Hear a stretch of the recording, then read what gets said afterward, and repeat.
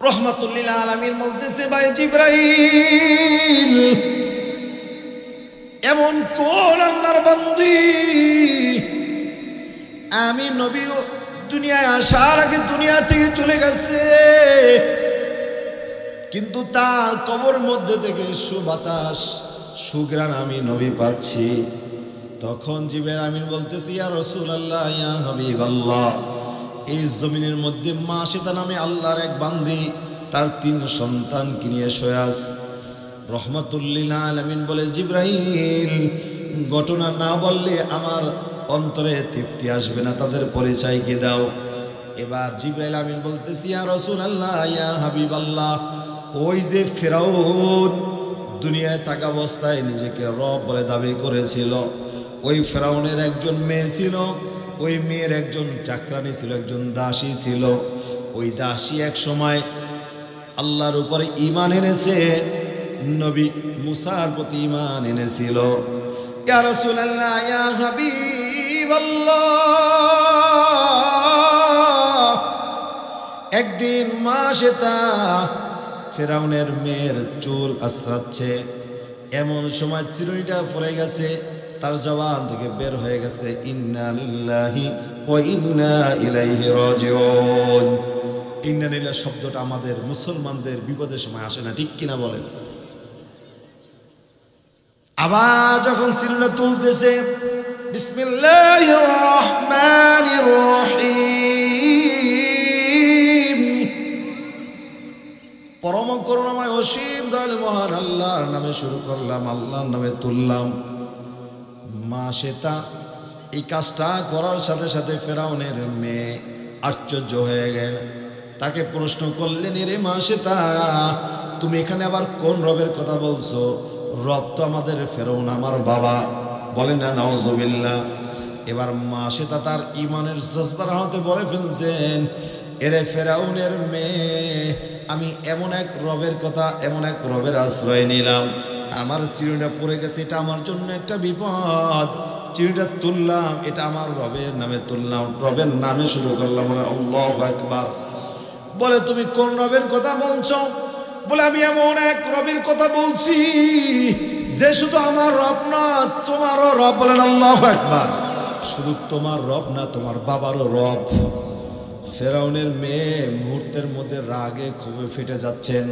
কথাটা তার বাবার কান পর্যন্ত পৌঁছায় দিছেন, বাবা শুনছনি, তোমা আমার চাকরানি, আমার দাসী তোমার টাকা দিয়ে চলে, তোমার টাকা দিয়ে খায়, তোমার টাকা দিয়ে পড়ে, সে নাকি এমন এক রবের প্রতি ঈমান আনছে, এই রব বলে শুধু তার রব না, আমারও রব, শুধু আমার রব না, তোমারও বলে রব। ফিরাউন সাথে সাথে গরম হয়ে গেল, মাশিতাকে গ্রেফতার করার হুকুম দিয়ে দিল। সাথে সাথে তার সব পরিবারকে গ্রেফতার করা হলো। এক পর্যায়ে বিচারের কাঠগড়া দাঁড়া করে দিল। ফিরাউন বলতেছে, মাশিতা, তোমার এত বড় দুঃসাহস কেমনে করা হলো? তুমি আমার টাকা দিয়ে চলো, আমার টাকা দিয়ে তুমি পড়ো, আমার টাকা দিয়ে তুমি খাও, তুমি নাকি আমি ছাড়া ভিন্ন কোনো রবের প্রতি ঈমান এনেছো। মাশিতার ঈমানের হালত মুসলমান কাকে বলে দেখেন, শুধু মুসলমানের একার মধ্যে নয়, আল্লাহ রাব্বুল আলামিনের প্রেম ভালোবাসা, আল্লাহ যখন কাউকে কবুল করে নিবে, আল্লাহু আকবার, তার পুরা অঙ্গ প্রত্যঙ্গে আল্লাহর সিফাতের গুণ চালু হয়ে যায়। বলে আল্লাহু আকবার। মাশিতা এবার ফিরাউনের সামনে ডেকে বলে, ও ফিরাউন, আমি এমন এক আল্লাহ রবের প্রতি ঈমান এনেছি যিনি আমারও রব, তোমারও রব। ফিরাউন সাথে সাথে ক্ষিপ্ত হয়ে গেল। এবার তার সৈন্যদেরকে আদেশ দিল, মাশিতাকে এমন এক শাস্তি দিতে হবে চিরকালের চিরস্মরণীয় যেন হয়ে থাকে। কি শাস্তি দেওয়া হবে? বলে, মাশিতার সামনে তার একা এক করে 3টা সন্তান আছে। কিতাবের মধ্যে এসেছে বড় সন্তানটার বয়স 12 থেকে 14 বছর হবে, বাকি 2টা আরো ছোট। একেবারে ছোটরা দুধের সন্তান, মানে কোলের সন্তান, ঠিক কিনা বলেন? 1.5-2 বছরের মধ্যে সন্তানটা মায়ের কোলের সন্তান থাকে, দুধের সন্তান থাকে, ঠিক কিনা? এবার ফেরাউন বলতেছে একটা বড় ডেক্সির ব্যবস্থা করো, তার মধ্যে তৈল ঢেলে দাও, তৈলের নিচে ডেকের নিচে এবার আগুন দিতে শুরু করে দাও। আগুন এমনভাবে দিতেছে তৈলগুলো টকবক টকবক করে ফুটতেছে। এবার ফেরাউন বলতেছে মাসে তার বড় ছেলেটা তার চোখের সামনে তেলের মধ্যে ছেড়ে দাও। আল্লাহু আকবার, আল্লাহু আকবার। একটা মুরগির রান্না, একটা মুরগি জবাই দেওয়ার পরে এরপর তখন ওই তৈলের মধ্যে দেয়, মুহূর্তের মধ্যে স্যানচান করে তার অস্তিত্ব বিলীন হয়ে যায়। ঠিক কিনা বলেন? জীবন্ত চকবকে যুবক প্রথম সন্তানটাকে যখন দেয় তৈলের মধ্যে ডেকের মধ্যে ছেড়ে দেয়, আর ফেরাউন বলে ও মাসেতা, এখনো তোমার কোলে দুইটা সন্তান আছে, আমার উপরে ঈমান আনো, না হয় তাদেরকেও একই হালত করা হবে। মাসেতা মিটকি মিটকি হাসতেছে, বলেন আল্লাহু আকবার। আর অজান্তে চোখের কোণা থেকে পানি আসতেছে, কারণ মা বাবা যারা হয়েছি সন্তানের মর্ম তারাই বুঝতে পাই। ঠিক কিনা বলেন? এক তো আল্লাহর জান্নাতের জ্ঞান পাচ্ছে, অন্যদিকে সন্তান হারানোর বেদনা আছে না নাই? আল্লাহ আল্লাহ। ফেরাউন যখন বলছে মাসেতা এখনো তোমার দুইটা সন্তান আছে, আল্লাহর উপর থেকে ঈমান ছেড়ে দাও, আমার উপরে আবার পুনরায় ঈমান এনে নাও।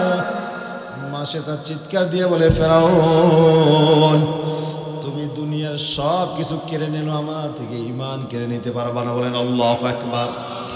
এর নাম হলো মুসলমান। এর নাম কি বলেন? মুসলমানিত্ব কাকে বলে? দৃঢ় বিশ্বাস, ও তার নামই হলো ঈমান। ঠিক কিনা বলেন?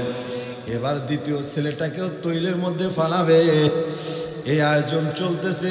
আবার ফেরাউন বলতেছে মাসেতা এখনো চিন্তা করে দেখো, একটা সন্তান তোমার সামনে দেখো, তার শরীরের হাড় থেকে গোশতগুলো আলাদা হয়ে গেছে, গোশতগুলো আলাদা পেঁজুর মতন ভুনা ভুনা হয়ে বাসতেছে, হাড্ডিগুলো নিচে চলে গেছে। দ্বিতীয় সন্তানটার অবস্থান যদি এমন না হয়, যদি এখনো তোমার কাছে আসে, তুমি আমার উপরে ঈমান আনো, আল্লাহর উপর থেকে ঈমান তুমি ছেড়ে দাও, তোমার সন্তান সহ তোমাকে ছেড়ে দেওয়া হবে। শুধু ছেড়েই দেওয়া হবে না, তোমাকে রাজকীয়ভাবে ভিআইপি পার্সেন্ট মেহমান হিসাবে তোমার সারা জীবন তোমার চলার ব্যবস্থা আমার দরবার থেকে হয়ে যায়। বলেন নাউজুবিল্লাহ। প্রথমবার ভয় দেখাইছে, এখন শুধু ভয় না, লোভও দেখাইছে। ঠিক কিনা বলেন? মুহতারাম হাজরিন, মাসেতা বলতেছি রে ফেরাউন, না না, বড় সন্তানটা শহীদ হয়ে গেছি, আমি মা আল্লাহর সামনে আল্লাহর কাছে সুপর্দ হয়ে গেলাম, কালকে আমাদের ময়দানে প্রথম শহীদের মা হয়ে যাব। বলে আল্লাহু আকবার। কথা বলতে বলতে নিষ্ঠুর ফেরাউনের সৈন্যরা দ্বিতীয় সন্তানটাকে ছেড়ে দিছে। এবার দ্বিতীয় সন্তানটা মুহূর্তের মধ্যে বোনা হয়ে গেছে, শরীরের গোস্ত আর হাড্ডিগুলো আলাদা হয়ে গেছে। এবার ফেরাউন বলতেছে ও মাসেতা এখনো তোমার সময় আছে, একটা সন্তান তোমার পুঁজি, মানুষ একটা সন্তান নিয়েও বাঁচিয়ে থাকতে পারে। ঠিক কিনা বলেন?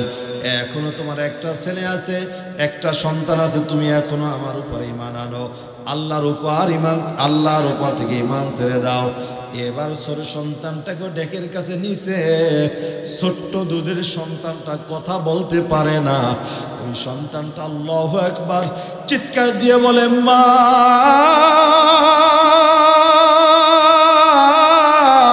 ফেরাউনের দলকে তুমি ভয় পেও না, আল্লাহর উপরে তুমি বিশ্বাস রাখো, ও মা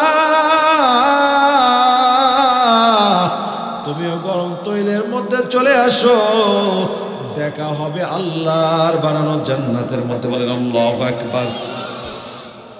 আল্লাহু আকবার। কিতাবের মধ্যে আসছে এই ছোট্ট দুধের সন্তানটার এই কথা শোনার পরে ফেরাউনের অনেক সৈন্যর মনটা নরম হয়ে গেছে, তারা যেন কেমন ডেকের মধ্যে দিতে চায় না। এর পরেও আবার তার জোর করার কারণে তৃতীয় সন্তানটাও ছেড়ে দিছে, তৃতীয় সন্তানটাও বুনো হয়ে গেছে।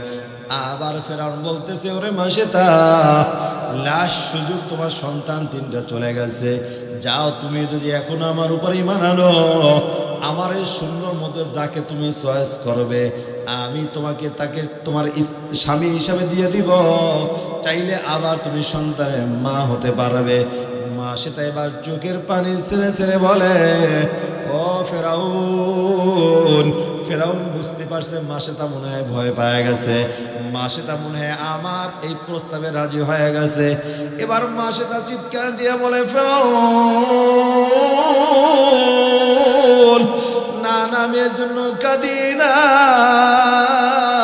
আল্লাহ যদি আজকে আমাকে 100 সন্তান দিত, আমি আল্লাহর রাস্তায় এক আল্লাহর উপর ঈমানের জন্য 100 সন্তানকে আমার চোখের সামনে আমি আল্লাহর রাস্তায় শহীদ করে দিতাম। বলেন আল্লাহু আকবার। কাল কিয়ামতের ময়দানে আমি বলতাম, আল্লাহ আমি 100 শহীদের মা হাজির হয়ে গেছি। এবার ফেরাউন আরো ক্ষিপ্ত হয়ে গেছে, মা সে তার চোখের পানি ছেড়ে ছেড়ে বলতেছে, এরে ফেরাউন, কোনোদিন তোমার অকৃতজ্ঞ হই নাই, কোনোদিন তোমার হুকুমের ভিন্নতা আমি চলি নাই, বিনিময়ে আমি তোমার কাছে একটা জিনিস চাই, তুমি আমাকে দিবা কিনা? ফেরাউন বলতেছে, কি চাও বলো।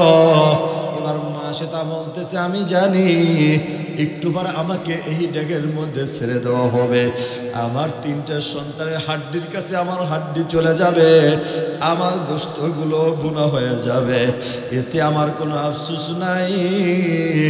এ ফেরাউন, আমি তোমার কাছে একটা আবদার রাখতে চাই, বলো পূরণ করবে কিনা? ফেরাউন বলে, বলো, অবশ্যই পূরণ হবে। মা সেটা এবার ডেকে বলে, ফেরাউন আবার 3টা সন্তানের হাড্ডি আর আমার হাড্ডি একত্র করে এই মিশরের জমির মধ্যে দাফন করে দিবে, কবরস্থ করে দিবে। ফেরাউন বলতেছে, রাজি হয়ে গেলাম, যাও তোমার শর্ত পূরণ করব, তোমার হাড্ডিগুলোকে আমি একত্রিত করে ওই এক জায়গায় দাফন দিয়ে দিব। জিবরাইল বলতেছি, ইয়া রাসূলুল্লাহ, ইয়া হাবিবাল্লাহ। মাসে তাকেও সর্বশেষ ডেকের মধ্যে দিয়ে দেওয়া হলো। মাসে তারা হাড্ডি আর গোশতগুলো আলাদা হয়ে গেল। এক পর্যায়ে তৈল ঠান্ডা হওয়ার পর তৈল ঢেলে দিল, হাড্ডিগুলো একত্রিত করে ওই জমিনের মধ্যে দাফন করে দিল। ওই হাড্ডি থেকে এখনো পর্যন্ত, শুধু আজও পর্যন্ত না, কিয়ামত পর্যন্ত আল্লাহ রাব্বুল আলামিন তার হাড্ডি থেকে, তার কবর থেকে জান্নাতের খুশবু দুনিয়ার মধ্যে আল্লাহ ছড়ায় দিয়ে বলেন আল্লাহু আকবার। এই জন্য আল্লাহ এক মায়ের 2টা সন্তান জমিনের মধ্যে আগমন করেছে। প্রথম সন্তানটা চাঁদের চাইতেও সুন্দর, তার দিকে দৃষ্টি দিলে মনে হয় চক্ষুটা ডানে ভাবে ঘোরাবার সুযোগ নাই, এমন সুন্দর রূপ দিয়ে আল্লাহ তাকে দুনিয়ায় প্রেরণ করেছে। আমাদের সমাজে এমন কিছু শিশু আছে না নাই, যার দিকে তাকাইলে চক্ষু জুড়ে যায়, মনে চায় ঘন্টার পর ঘন্টা তাকে দেখতে থাকি। মুহতারাম হাজরিন, তার শরীরের মধ্যে চুল পরিমাণ কোনো কালিমা নাই, একেবারে ক্লিন অবস্থায় দুনিয়ায় আসছেন। কিন্তু এত সুন্দর চাঁদের মতন সন্তানটা দুনিয়ায় আসছে মৃত্যু অবস্থায়। কি অবস্থায় বলেন? মৃত্যু অবস্থায় দুনিয়া আসছে। তার জন্য মাসালা হলো, তার মা বাবা শুধুমাত্র তাকে দাফন দিয়ে দিলে, অর্থাৎ কবর দিয়ে দিলে তার হাকিকাত আদায় হয়ে যাবে। কিছুক্ষণ পরে ওই মায়ের গর্ভ থেকে আরেকটা সন্তান দুনিয়ায় আসছে। হতে পারে ওই সন্তানটার একটা চক্ষু নাই, একটা হাত নাই, একটা পা নাই। সন্তানটার চেহারা এমন বিকট, এমন বিশ্রী, একবার তাকাইলে দ্বিতীয়বার তার দিকে আর চোখ যেতে চায় না। কিন্তু ওই সন্তানটা একটা চোখ নিয়ে দুনিয়া আসার পরে, দুনিয়ায় আসা মাত্র একটা চোখ একবার পলকটা দিছে, অথবা এক মুহূর্তের জন্য একবার নিঃশ্বাস ফেলছে, এই সন্তানটা দুনিয়া থেকে চলে গেছে। ভালো করে বুঝবেন ও আমার বাবাজিরা, পর্দার আলের মা ও বোনেরা, দ্বিতীয় সন্তানটা হতে পারে এক হাত নাই, এক পা নাই, এক চোখ নাই, খুব কুৎসিত কালো চেহারা নিয়ে দুনিয়ার মধ্যে আগমন করেছে, কিন্তু এক চোখ দিয়ে এক পলক দুনিয়ার আবহাওয়াটা দেখেছে, অথবা এক মুহূর্তের জন্য একবার শ্বাস নিয়েছে, এরপর আবার দুনিয়া থেকে চলে গেছে। তার জন্য মাসালা হলো ওই সন্তানটাকে সুন্দর একটা নাম তার মা বাবার জন্য রাখা কর্তব্য হয়ে যায়। বলেন আল্লাহু আকবার।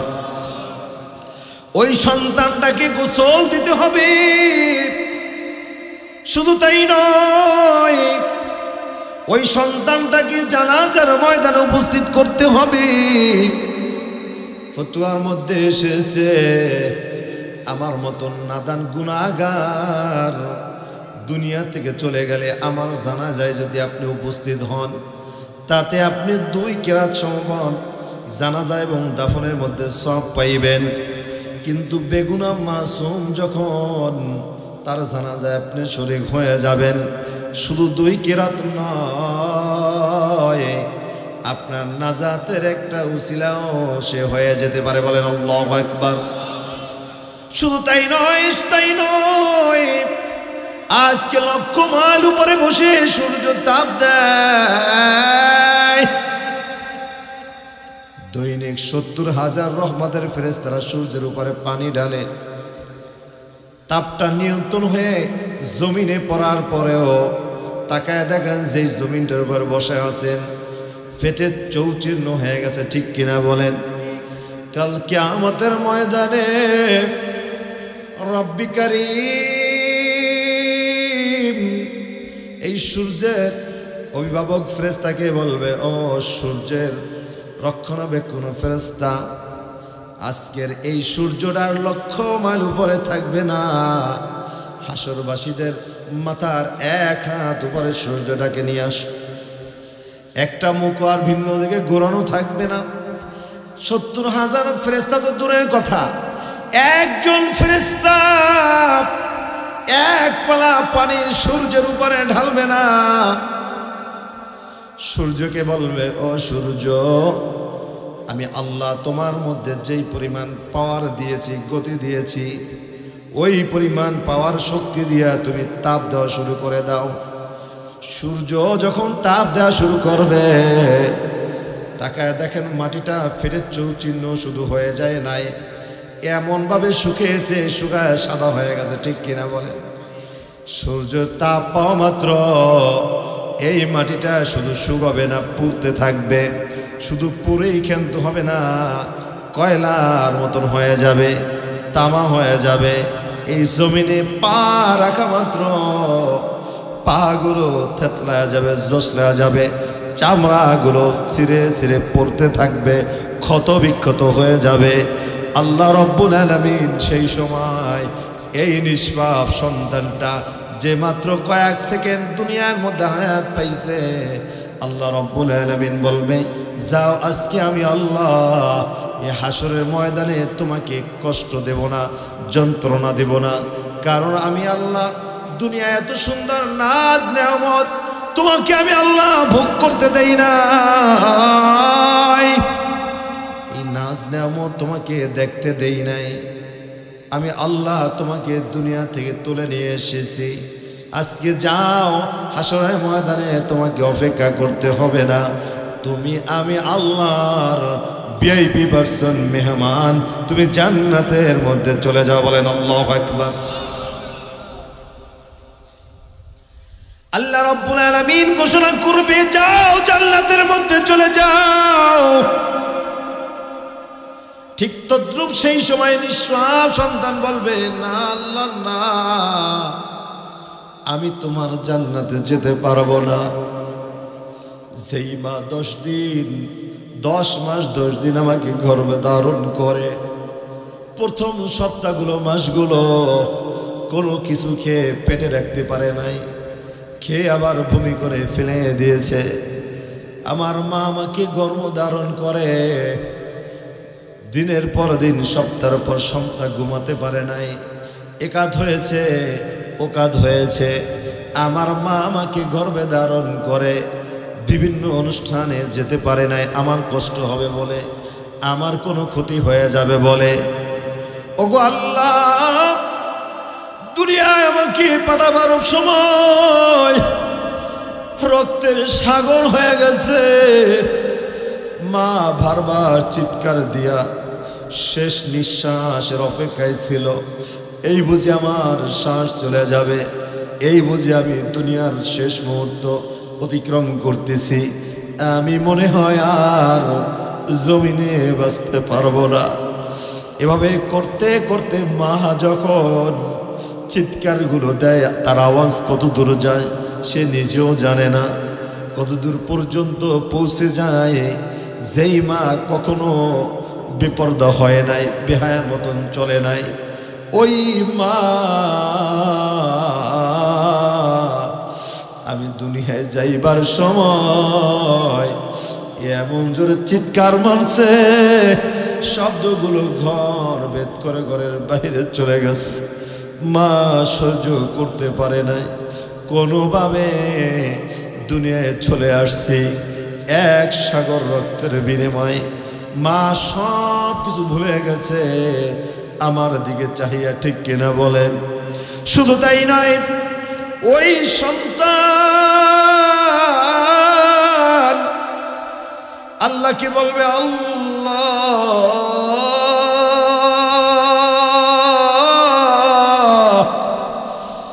আমি যখন আমার মায়ের পেটে ছিলাম, আমি কালো ছিলাম না দলা ছিলাম, খাটো হব না বেটে হব, আমি অন্ধ হব না লুলা হব, না আমি বদি হয়ে জন্মগ্রহণ করব, না আমি বোবা হব, চিরদিনের জন্য আমি মাকে মা বলে ডাক দিতে পারবো না।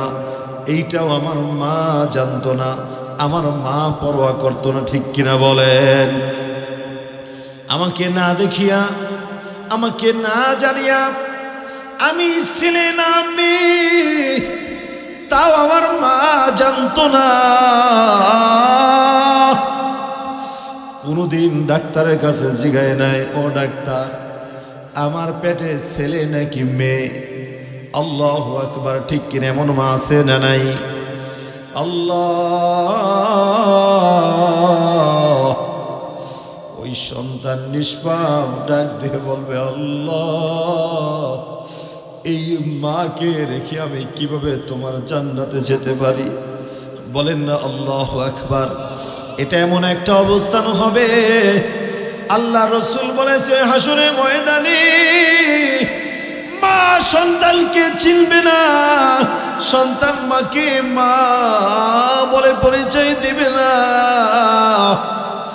সেই সময় আল্লাহর ভিআইপি পার্সন মেহমান হওয়ার পরেও এই নাবালক শিশু নিষ্পাপ মাসুম বাচ্চা আল্লাহর বানানো জান্নাতে যাবে না। বলেন আল্লাহু আকবার। বলবে, যা তোর মাকে দিয়ে দিলাম, তোর মাকে নিয়ে জান্নাতে চলে যা। বলবে, আল্লাহ শুধু মায়ের মাধ্যমে আমি তো দুনিয়ায় যেতে পারি নাই, আমার বাবাও তো প্রয়োজন ছিল, ছিল কি ছিল না? যেই মা বাবা আমাকে অক্লান্ত কষ্ট করে দুনিয়া পর্যন্ত আসার সুযোগ দিয়ে দিল, ওই বাবা ছাড়াও আমি দুনিয়ায়, ওই বাবা ছাড়াও আমি আজকে তোমার জান্নাতে যাইব না। বলেন আল্লাহু আকবার। আল্লাহ বলবে, যাও তোমাকে আমি আল্লাহ তোমার বাবাকেও জান্নাতে নেওয়ার সুপারিশ দিয়া দিলাম। চিৎকার দিয়া বলেন আল্লাহু আকবার। এই জন্য ও মা, নিষ্পাপ সন্তান যদি ইন্তেকাল হয়ে যায়, কেঁদো না, কেঁদো না, সিজদায় পড়ে আল্লাহর শুকরিয়া আদায় করো। এই সন্তান কাল কিয়ামতের ময়দানে মা তোমার নাজাতের জারিয়ার ব্যবস্থা হয়ে যেতে পারে, বাবা তোমার জারিয়ার ব্যবস্থা হতে পারে, ঠিক কিনা বলেন? মুহতারাম হাজিরিন, বুঝে থাকলে বলেন, প্রথম সন্তানটা চাঁদের চাইতেও সুন্দর, একেবারে কোনো অঙ্গে কোনো দিক কম নাই, কিন্তু দুনিয়ার মধ্যে মৃত্যু অবস্থায় আসার কারণে না না কিয়ামতের ময়দানে ভিআইপি পার্সন মেহমানও হতে পারবে না, মা বাবাকে সুপারিশ করার সুযোগ হবে না, ঠিক কিনা বলেন? এবার বুঝে থাকলে বলেন, 1 সেকেন্ড সময় দুনিয়ায় হায়াতে পাওয়ার কারণে দ্বিতীয় সন্তানটা আল্লাহর ভিআইপি ভার্সের মেহমান হয়ে গেল, মা বাবার সুপারিশকারী হয়ে গেল। বলেন না আল্লাহু আকবার।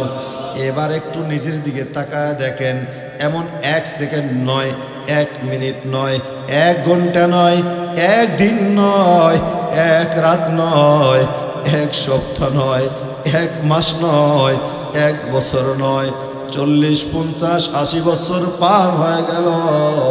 এই 80 বছরের মধ্যে আমি আল্লাহর বন্দেগী কতটুকু আমি করতে পেরেছি।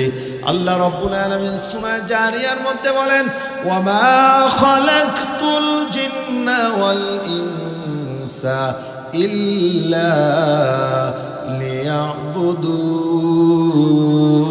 লিয়াবুদুন। আমি আল্লাহ রাব্বুল আলামিন শুধুমাত্র কেবলমাত্র 2টা জাতিকে আমার ইবাদত বন্দী করার জন্য দুনিয়ায় পাঠাইছি। খালাকতুল জিন্না মানে জিন, ওয়াল ইনসা অর্থাৎ মানুষ, জিন আর মানুষকে আমি আল্লাহ আমার ইবাদত বন্দী করার জন্য বানাইছি। দুনিয়ায় আর যত মাখলুক আমি পাঠাইছি, সব মাখলুক আমার বান্দাদের উপকারে আসবে, খেদমত করবে। বলেন আল্লাহু আকবার। মুহতারাম হাজিরিন, এবার আসেন ইবাদত কাকে বলে, ইবাদত কেমন হবে। আল্লাহ রাব্বুল আলামিন 29তম পারা, কত পারা বলেন? 29তম পারা সূরা মুলকের মধ্যে আল্লাহ রাব্বুল আলামিন বলেন, আল্লাযী খালাকাল মাউতা ওয়াল হায়াতা লিয়াবলুয়াকুম আইয়ুকুম আহসানু আমালা। জোরে বলেন না আল্লাহু আকবার। আল্লাহ বলতেছেন, আল্লাযী আমি আল্লাহ সৃষ্টি করেছি, খালাকাল মাউত আমি আল্লাহ সৃষ্টি করেছি মৃত্যু, ওয়াল হায়াতা আল্লাহ তাআলা বলেন এরপর আমি সৃষ্টি করেছি হায়াত। ব্যাপারটা কেমন হয়ে গেল না? আগে মানুষের মৃত্যু না হায়াত? আগে হায়াত না মৃত্যু? দুনিয়ায় আসার আগে মানুষের মৃত্যু হয় না আসার পরে মৃত্যু হয়? তাহলে আল্লাহ যে বলছে আমি আল্লাহ আগে মৃত্যু সৃষ্টি করছি, এরপর আমি হায়াত দিছি, কথাটা কেমন যেন হয়ে গেল না? হ্যাঁ মুহতারাম হাজিরিন, মূলত তাফসীরের মধ্যে আসছে আমরা সকলে একদিন রূহ জগতে ছিলাম। কি ছিলাম কি ছিলাম না? তাহলে সেই জগতে আমার সৃষ্টি হয়েছে কি হয় নাই? আল্লাহ রাব্বুল আলামিন বলে, বান্দা বান্দি দুনিয়ায় প্রেরণ করার আগে আমি আল্লাহ তোমাকে রূহ জগতে রেখেছিলাম, তোমার হায়াত আমি আল্লাহ প্রথমে দিলাম। এখন তুমি হায়াতের মধ্যে চলমান, তুমি রূহে জগতের মধ্যে আছো। রূহে জগৎ থেকে দুনিয়ার জগতে তোমাকে প্রেরণ করে দিলাম, কিন্তু তুমি এখনো হায়াতের মধ্যেই আছো, ঠিক কিনা? আমি আল্লাহ এই রূহে জগৎ থেকে দুনিয়ার জগতে কাউকে হায়াত দিই, আবার কাউকে হায়াত দেই না। কাউকে মৃত্যু অবস্থায়, যে কথাটা একটু আগে বললাম, কাউকে মৃত্যু অবস্থায় পাঠাই, আবার কাউকে জীবিত অবস্থায় পাঠাই। আমরা যখন মাইকে এলান শুনি আব্দুর রহিম সাহেব ইন্তেকাল করছেন, কিন্তু আমরা কোনোদিন শুনছি আব্দুর রহিম মারা গেছে? কথা বলেন না, শুনছেন কেউ? কি বলে? ইন্তেকাল করছে। ইন্তেকাল অর্থ পরিবর্তন, স্থানান্তর। ইন্তেকাল অর্থ কি? স্থানান্তর। দুনিয়ার জগৎ থেকে কবরের জগতে গেছে।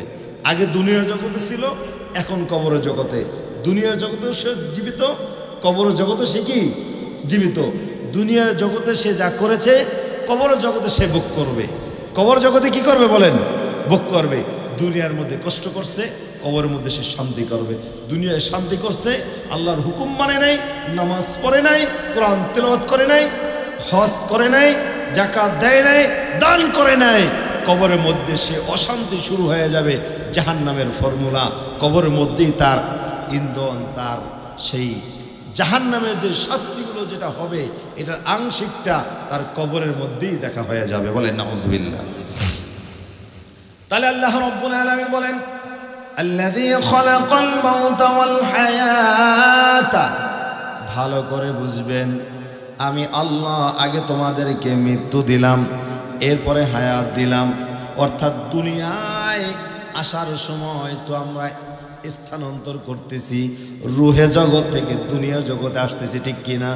আল্লাহ বলেন দুনিয়ার জগতে আসার পূর্বে এই দুনিয়ার মধ্যে তুমি কয়দিন থাকবা, তুমি কোন দিন কি খাইবা, শুক্রবার দুপুরে কি খাবা, শনিবার রাত্রে কি খাবা, এটাও আমি আল্লাহ তুমি দুনিয়ায় আসার আগে আমি আল্লাহ নির্ধারণ করে রেখেছি। চিৎকার দিয়ে বলেন আল্লাহু আকবার।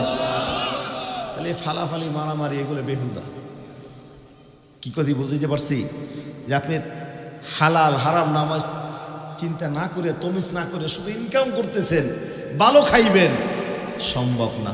আমি আমার এক সভাপতির কথা বলি। এক মসজিদে যখন রাজাপুর থানা মসজিদে যাওয়ার পরেই, এখন মসজিদে আসার আগের একটা মসজিদ এককভাবে, সালমান এফ রহমানের খবর তো আপনারা সবাই শুনছেন, এর পুরা ডিস্টিনি কোম্পানিটা যেটা আছে, এইটা পুরাটা বিশাল এরিয়া।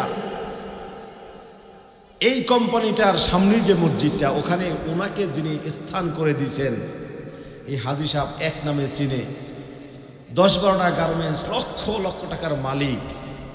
এক পর্যায়ে একটা গাড়ি দিয়ে বাসার মধ্যে ঢুকলে ভিন্ন কালারের গাড়িতে ভিন্ন গাড়ি দিয়ে আবার বাসার মধ্যে বের হয়। তাহলে বুঝেন কত টাকার মালিক সে, কত ক্ষমতার মালিক। তৎকালীন সময় কাশিমপুরের যে ওসি স্যার ছিল, তাকে তুইতারি ব্যবহার করত টাকা এবং ক্ষমতার পাওয়ারে। তা উনি একদিন মসজিদের মধ্যে উপস্থিত, জুমার নামাজে আলোচনা করতেছি যে আল্লাহ আমাদের এই মজলিসে এমনও কাউকে এমন সম্পদ দান করেছে, চাইলে প্রতি বেলায় একটা হরিণ জবাই দিয়ে খাইতে পারে। আপনি আমি হয়তো হরিণ দেখিও নাই, দেখলেও খেতে পারি না, আসি না নাই, চাইলেও আপনি পারবেন না। আবার অনেক সাধনা করলেও 4000-5000 টাকা কেজি হবে, ঠিক কিনা বলেন? মুহতারাম হাজির, বলতেছিলাম এমন আল্লাহর গোলাম আছে প্রতি বেলায় একটা হরিণ জবাই দিয়ে খাইতে পারে, কিন্তু ডাক্তার মানা করে দিয়েছে না না, সপ্তাহে 2-1 টুকরা গোস্ত খেতে পারবেন, 3 বেলার 1 বেলা অল্প কিছু ভাত খাইতে পারবেন, সবজি খাইতে পারবেন, কোনো গরু, কোনো গোস্ত, কোনো মাছ খেতে পারবেন না, আপনার জন্য হারাম। ওই ভদ্রলোক হাজী সাহেব প্রায় ম্যাক্সিমাম সময় দেখা যায় মসজিদের পাশেই মাদ্রাসায় বোর্ডিংয়ের ছাত্রদের যেই খানাগুলো দেওয়া হইতো, ওই খানাগুলো মসজিদের সামনে সুন্দর একটা টুলের ব্যবস্থা, টেবিলের ব্যবস্থা আছে, ওইখানে এসে আরামের সাথে মজার সাথে খাইতো। এই খানা তার কাছে ভালো লাগতো, কিন্তু তার বাসায় দৈনিক তার পেজ, তার কর্মচারী বিভিন্ন আইটেমের গোস্ত, বিভিন্ন ধরনের স্বাদের মাছ ক্রয় করে আনে, রান্না হয়, কিন্তু তার কপালে জোটে না, সে খেতে পারে না। তো এই কথাটা বলাতে উনি খুব রাগ হয়ে গেছে, উনি খুব গুসা হয়ে গেছে। বলে হাজী সাহেব আপনি রাগ হইলেও কিছু করার নাই, না হইলেও কিছু করেন, এটা আমার কথা না, এটা আপনার কথা, এটা আপনার ডাক্তারের কথা, আপনি খেতে পারবেন না, কিন্তু আল্লাহকে সেই ক্ষমতা আপনাকে আল্লাহ দিছে, প্রতিবেলা একটা হরিণ জবাই দিয়া ক্রয় করে আপনি খাইতে পারেন। তখন চুপ হয়ে গেছে। তো এই জন্য আপনি দুনিয়া আসার আগে, আমি দুনিয়া আসার আগে, আজকে রাত্রে এখানে কি দিয়ে খাবো এটা আমি জানি না, কিন্তু মাওলায় জানতো, ঠিক কিনা? এটা আগেই লেখা ছিল। আপনার একটা রিজিক থাকা অবস্থায় আপনার বুকটা যাত্রা যাত্রা করে দিতে পারে, কিন্তু আপনাকে দুনিয়া থেকে নিতে কেউ পারবে না, ঠিক না? ঠিক বলেন। আপনার হায়াত নাই, আপনার রিজিক নাই, ডানে বামে শত শত শত শত রাইফেল তাক করে বসা আছে আপনার সেফটির জন্য। এবার আপনি কি করলেন? নিজের রাইফেলটা উঠাইয়ে ঠাস করে মেরে দিলেন। এবং ঘটনা আমাদের বাংলাদেশে ঘটছে না? লাভটা কি হলো? এত সেফটি, এত আয়োজন, চতুর্দিক থেকে আপনাকে পাহারা দিচ্ছে, অথচ রব্বি কারিম আপনার মস্তিষ্ক, আপনার আত্মরক্ষাকারী সেই পিস্তল দিয়া আপনার মাথায় ঠুস দিয়ে দিস, নিজের হাতেই দিয়ে দিস। একটু নেট ঘাটলে দেখবেন তাহলে আমরা কার জন্য কি করলাম, এই কাজটা কেন হয়েছে। এমনও হয়েছে হয়তোবা কোনো হতভাগা মাকে কাঁদিয়েছে, কোনো বাবাকে কাঁদিয়েছে, কোনো মার সন্তানকে কাঁদিয়েছে, তার আত্মনাদ, তার সাজীব পর্যন্ত পৌঁছে গেছে যে যার কারণে আল্লাহ রাব্বুল আলামিন তাকে দুনিয়ার মাধ্যমে লাইভের মাধ্যমে, সেটা একান্তভাবেই হতে পারত, কিন্তু নিজের লাইফটা নিজের মোবাইলটা খুলে দিয়া বিশ্বকে দেখাইতেছে, দেখো আল্লাহ চাইলে হাজারো সেফটির ভিতরেও নিজের অস্ত্র দিয়ে নিজেকে আল্লাহ নিয়ে যেতে পারে। আছে না নাই? তাহলে কার জন্য এত কিছু? এই রাজাপুর থানায় এত মামলা, জমি জমা নিয়া কত মিথ্যা কেস, কত কিছু, কিসের জন্য, কার জন্য করছেন? আপনি কি একবারও ভেবে দেখছেন একটা মিথ্যা কথা মানি কবিরা গুনাহ করা, আর কবিরা গুনাহ মানি যতক্ষণ পর্যন্ত আপনি খালেস তওবা না করবেন ততক্ষণ পর্যন্ত আল্লাহর জান্নাতে আপনার ঠাঁই হবে না। আমি বলছিলাম আপনাদের কিছু মেসেজ দেব। এক নম্বর মেসেজ হলো আমাদেরকে মিথ্যা পরিহার করতে হবে। যতক্ষণ পর্যন্ত না করতে পারবো, আল্লাহর কসম, আমার পূর্বে যে বক্তা নামাজের কথা বলছে, এই নামাজটা হলো ইন্না সলাতা তানহা আনিল ফাহশাই ওয়াল মুনকার, তখনই হবে যখন আপনি মিথ্যা পরিহার করে, মিথ্যা মানে নামাজের মধ্যেও কিন্তু মিথ্যা, নামাজের মনেও ধোঁকা, নামাজের মধ্যে বললাম আল্লাহু আকবার, আল্লাহ আপনি বড়, আপনি মহান, আপনি স্রষ্টা, আপনি শ্রেষ্ঠ, আলহামদুলিল্লাহি রাব্বিল আলামিন। আল্লাহু আকবার বলার পর সূরা ফাতিহা শুরু করে কি করে না? আমরা বলতেছি আলহামদুলিল্লাহি রাব্বিল আলামিন, সমস্ত প্রশংসা শুধুমাত্র কেবলমাত্র একমাত্র আল্লাহ আপনারই জন্য। মসজিদটা বের হইয়া মেম্বারের বলতেছে, মেম্বার যদি কার্ডটা আপনি না দিতেন না খায় মারা যাইতাম। বলেন নাউজুবিল্লাহ। আপনি নামাজের মধ্যে আমি বললাম আল্লাহ সমস্ত প্রশংসা আপনার জন্য, নামাজ থেকে বের হইয়া সামনে বলতেছি মেম্বার সব প্রশংসা আপনার জন্য, চাউলটা আপনি না পাঠাইলে আমি না খেয়ে মারা যাইতাম। শিরক করলাম কি করলাম না? তাহলে এখানে মিথ্যা আশ্রয় নিলাম না? কথা বলি না?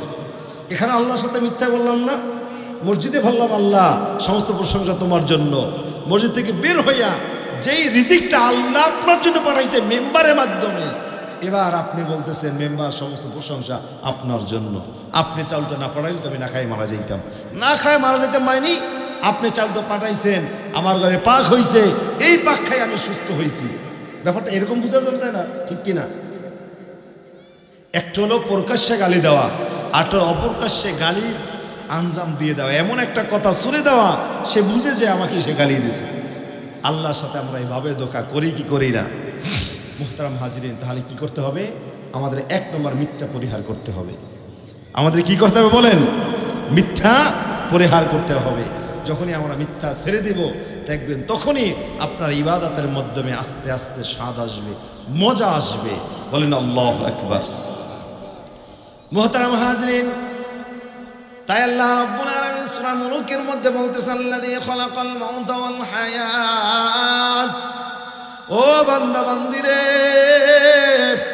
রাজাপুরের মধ্যে 10 তলা বাড়ির পরিকল্পনা করতেছ, কিন্তু আমি আল্লাহ পরিকল্পনা করেছি 2026-এ তুমি আর জমিনে থাকবে না। আছে না নাই? পরিকল্পনা বাস্তবায়ন করতেছে, ভবনের পিলার পর্যন্ত হয়ে গেছে, ব্যক্তি এখনো সুস্থ, ফোন দিতেছে কোন টাইলস ভালো হবে, এখনো পর্যন্ত ওয়াল হয় নাই। আছে না নাই? ওয়াল হয়ে গেছে, আগে টাইলসের কোন টাইলস লাগাবে, কোন কোম্পানি লাগাবে, কোনটা সুন্দর হবে, টেকসই হবে, আগে থেকে সিলেক্ট করা হয়ে গেছে। ভবনও হয়ে গেল, ওয়ালও হয়ে গেল, টাইলসও হয়ে গেল, আগামী দিনই উদ্বোধন হবে। সব আয়োজন গোছ। ইমামকে রাত্রে ফোন দিল এশার নামাজের পরে, হুজুর আগামী দিন 8টার সময় আমার নতুন বাসভবনটা, নতুন বাড়িটা, বিল্ডিংটা উদ্বোধন হবে। আপনি আমার বাসায় আল্লাহর কোরআন তেলাওয়াত করিয়া একটু দোয়া করিয়া উদ্বোধন করে দিবেন। রেস্টুরেন্টে ফোন দিল, আমার এত কয় প্যাকেট, এত কয়জন মেহমান আসবে, এত কয় প্যাকেট আপনার আয়োজন আপনি আমার জন্য করবেন। এবার রাত্রে থেকে আপনার আয়োজন তারা করতেছে, আপনার জন্য তারা মিষ্টি বানাইতেছে, নিমকি বানাইতেছে, কারিগররা প্যাকেট গুছাইতেছে। আল্লাহু আকবার। সব আয়োজন চলমান। রাত্র 3টা 4টা কিংবা সকাল ফজরের পর 6টার দিক খবর শোনা গেল অমুক ব্যক্তি দুনিয়া থেকে চলে গেল, সব আয়োজন চলতেছে, তার জীবনের আয়োজন শেষ হয়ে গেছে, মানুষজন একত্রিত হয়ে গেছে, মিষ্টি খাবে তো দূরের কথা, কান্না রোল পড়ে গেছে, আছে না নাই? বানানো কথা বলতেছে না, নিজে দেখছি সেই কথা বলতেছি, সব আয়োজন শেষ হয়ে গেছে, আগামী দিনে উঠবে। এমন সময় কয়েক ঘন্টা আগে আল্লাহর বান্দা দুনিয়া থেকে চলে গেছে। এই জন্য আল্লাহ রাব্বুল আলামিন বলতেছেন, আল্লাযী খালাকাল মাউত, দুনিয়ায় পাঠাবার আগে আমি আল্লাহ তোমার মৃত্যুকে পাঠায়া দিলাম। তুমি দুনিয়ার মধ্যে যত সুন্দর বাড়িতে থাকো না কেন, যত দামিতে চলো না কেন, তোমার মৃত্যুর খবর কিন্তু আগেই সিলেক্ট হয়ে গেছে, নির্ধারণ হয়ে গেছে। এখন তুমি যা ইচ্ছা তাই করতে পারো। কুরের ঘরেও থাকলেও তোমার ওই কয়দিন থাকা হবে, আবার বাসভবনের মধ্যে থাকলেও তোমার ওই কয়দিনই থাকা হবে। খোলা কোলার মধ্যে জমিনের মধ্যে ঘুমায় থাকলেও রাত কেটে যাবে। মালাকুল মউত কারো বেয়াই না, মালাকুল মউত কারো বন্ধু না। চাইলে আপনি কোপ দিয়ে গর্দানটা উড়াই দিবেন, এমনও হয়ে যাবে গর্দান উড়াইতে যাইয়া নিজে ধরা খায় গেছে, আছে না নাই? মানে তার হায়াত আছে, আল্লাহ তাকে বাঁচাইয়া রাখছে। আবার ভালো থাকার জন্য, নিরাপদ থাকার জন্য এই যে বাসভবন বড় অট্টালিকা করেছে, সিকিউরিটি দারোয়ান রাখছে। এই সেদিনকে একটা ডাকার ঘটনা, বাড়িওয়ালার সাথে ভাড়াটিয়ার সাথে ভাড়া নিয়ে ঝগড়া হয়েছে।